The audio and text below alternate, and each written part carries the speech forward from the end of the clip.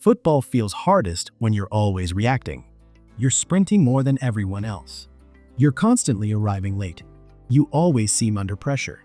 The ball reaches you and defenders are already on top of you. And no matter how hard you work, football still feels exhausting. Most players think the solution is simple. Get fitter, run harder, move faster. But what if the reason football feels difficult isn't because you're too slow? It's because you're always late. Not physically, positionally. Because the hardest football is reactive football, and the easiest football is played before the ball arrives. And reactive football is exactly what a lot of youth development in the United States quietly produces, not on purpose, but structurally. A lot of American youth soccer is built around big, open fields, direct playing styles, and a premium on winning individual foot races. That environment builds fast, physical players. It doesn't automatically build players who solve the game before it happens. Those are two different skill sets, and only one of them gets tested at a combine. If you've ever felt like everyone else has more time, more space, and more control than you, this video will show you why. Because there's one positioning mistake that quietly turns football into a constant chase. And most players don't even realize they're making it. Let's start with a strange question. Why do some players barely seem to run, yet always appear available? Why do certain midfielders look like they have all day on the ball? Why do smart defenders intercept passes without diving into tackles? Why do elite forwards find space when everyone else is crowded? It's not because they're faster. It's because they're positioned before the problem exists. Most young players think positioning is about where you stand. It isn't. Positioning is about where you're going to be next. That's the difference. Average players position themselves for the current moment. Smart players position themselves for the next moment. And that single difference changes everything. Because football is a game of constantly arriving. The question is, are you arriving before the game or after it? Most players spend entire matches chasing situations that have already happened. The pass is played. Then they move. The opponent runs. Then they react. The space opens. Then they notice it. The danger appears. Then they try to solve it. They're always one action behind, which means football feels faster than it actually is. And that's where the real problem begins. The hidden mistake is this. You keep positioning yourself around the ball instead of around what happens next. Watch youth football and you'll see it everywhere. The ball moves. Everyone moves toward it. The ball shifts again. Everyone follows.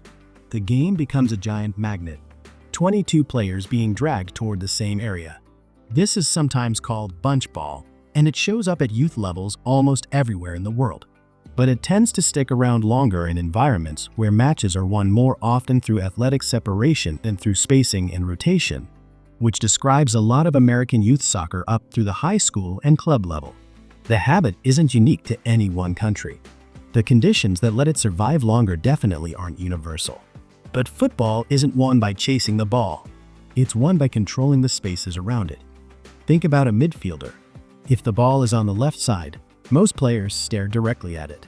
But the smartest midfielder is already thinking, where will the next pass go? Where is the pressure coming from? What space will open if this defender steps forward? What passing lane will exist in 3 seconds? They're not watching football. They're predicting football. And prediction creates time. This is why some players seem calm. They aren't calmer than everyone else. They're simply arriving earlier. Lesson 1. Stop following the ball. Start following the game. Those sound similar. They're not. Following the ball means reacting to movement. Following the game means understanding movement. Imagine you're a winger. Your fullback has possession. Most players immediately sprint down the line. Why? Because that's where the ball is. But smart wingers ask a different question. What is the defender looking at? If the defender is focused on the ball, maybe checking inside creates more space. Maybe holding your position stretches the back line. Maybe drifting centrally opens the wing for an overlapping run. The best movement isn't always movement. Sometimes positioning is about not moving. That's what many players miss. Every run changes the shape of the game. So before you move, ask, what am I trying to change? Space? Pressure? Passing angles? Defensive structure? If the answer is nothing, Don't move. Because unnecessary movement often creates unnecessary problems. Lesson 2. Position yourself where the ball is going, not where it is. Sounds obvious. Almost nobody does it. Think about receiving a pass.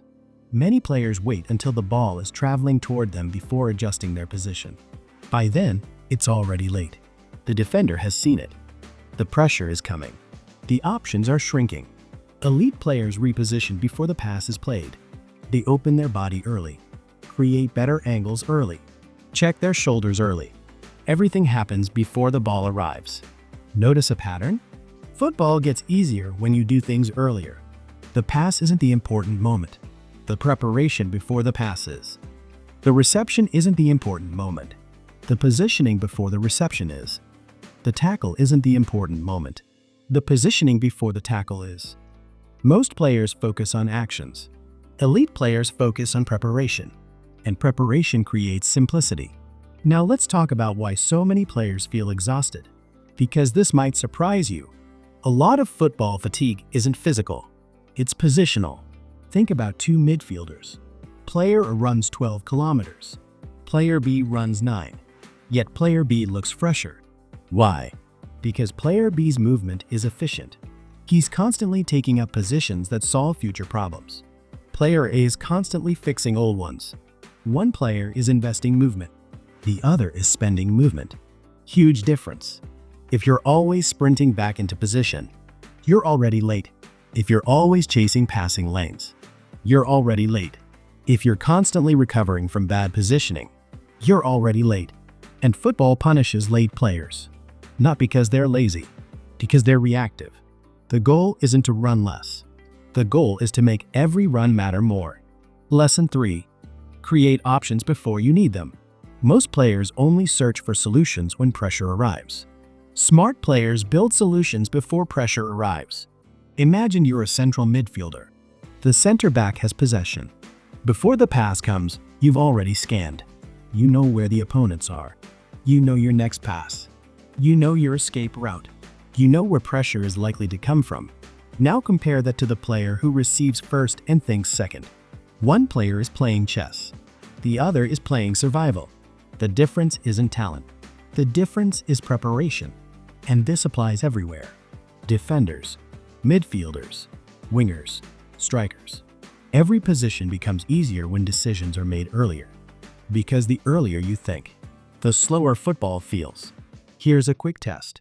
Next match, pay attention to one thing. How often are you surprised? Seriously, count it. How often does pressure arrive unexpectedly? How often do opponents appear from your blind side? How often does a passing lane disappear before you use it? Every surprise is information. It usually means you didn't gather enough information beforehand. And the solution isn't football IQ quizzes.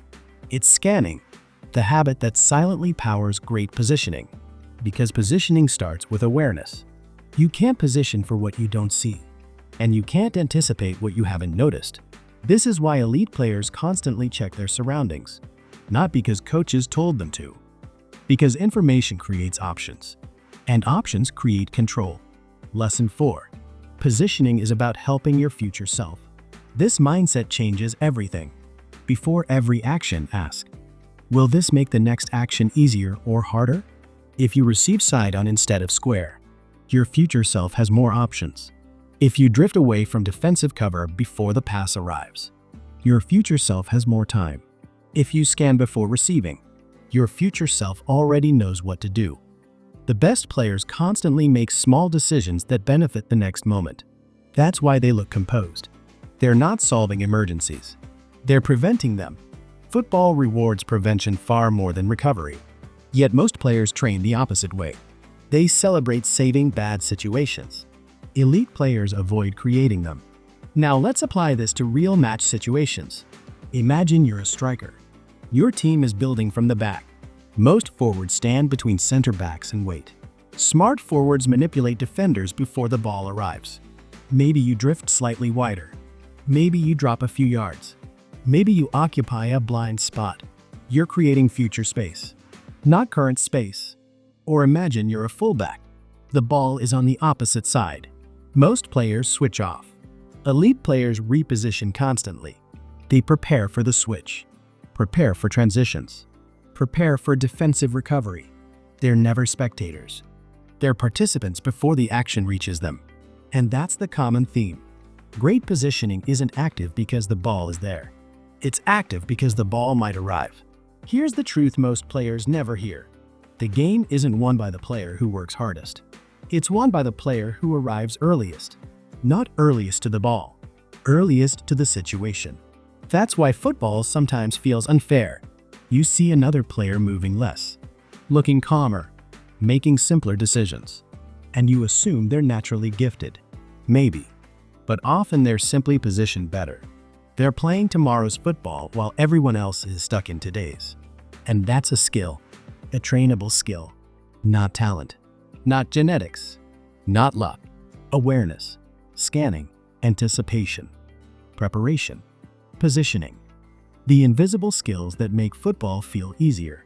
And it's exactly the gap that gets closed fastest once a program decides to actually coach it.